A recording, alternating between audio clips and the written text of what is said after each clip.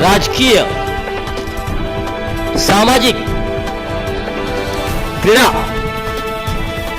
सांस्कृतिक, शैक्षणिक, गुन्हेगारी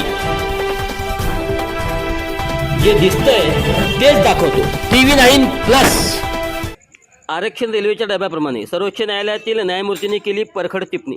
आरक्षणावरील सुनावणी दरम्यान सर्वोच्च न्यायालयातील न्यायाधीशांनी भावी सरन्यायाधीश सूर्यकांत यांनी या विषयावर एक परखड टिप्पणी केली आहे। या देशामध्ये आरक्षणाचा विषय हा एका रेल्वेच्या डब्याप्रमाणे झालेला आहे।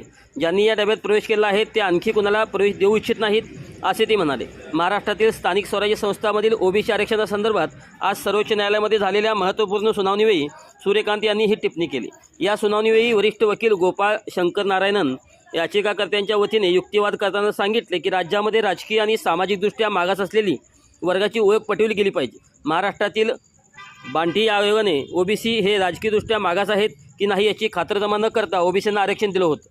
त्यावर न्यायमूर्ती सूर्यकांत यांनी सांगितले की ज्यांनी या डब्यात प्रवेश मिळवला आहे ते आणखी कोणाला आज प्रवेश देऊ शकत नाहीत व इच्छित नाहीत।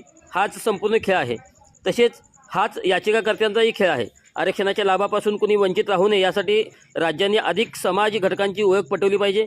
तसेच हे वर्गीकरण कुठलंही कुटुंब किंवा एका समूहापर्यंत मर्यादित राहू नये असेही त्यांनी सांगितले। न्यायमूर्ती सूर्यकांत हे 24 डिसेंबर 2025 ते 9 फेब्रुवारी 2027 या काळात भारताचे सरन्यायाधीश म्हणून जबाबदारी सांभाळणार आहेत। तत्पूर्वी BR गवई हे देशाचे सरन्यायाधीश होते। ते 14 मे रोजी सरन्यायाधीश म्हणून शपथ घेतील।